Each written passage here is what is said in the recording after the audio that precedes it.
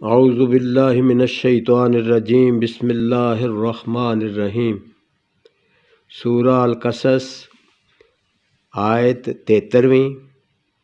फरमाया ते उसने आपदी रहमत नाल तुहाडे लई रात ते दिन नूं बनाया तां बई तुसी रात नूं आराम करो ते दिन नूं उसदा फजल रोज़ी लभ सको तां बई तुसी शुक्र करन वाले बनो।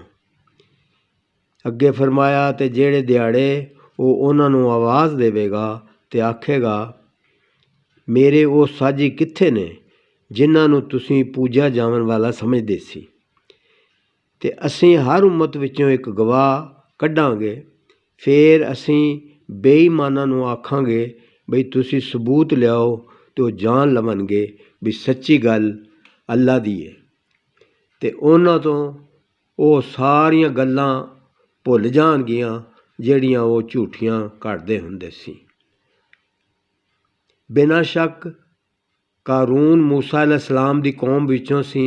फिर उन्हें लोकां उत्ते हमला कर दिता ते असां उन्नू इन्ने सारे खजाने दिते सी बई उन्दियां चाबियां चुकना एक वड्डी जोरावर जमात वास्ते भी मुश्किल हुंदा सी।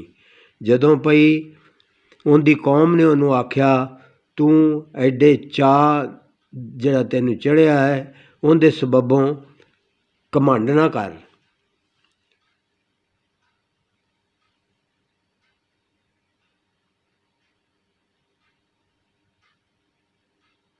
तकबर ना कर। बिना शक अल्लाह वड्याई करन वालियां नूं चंगा नहीं समझदा। सदक अल्लाह मौला अल अज़ीम।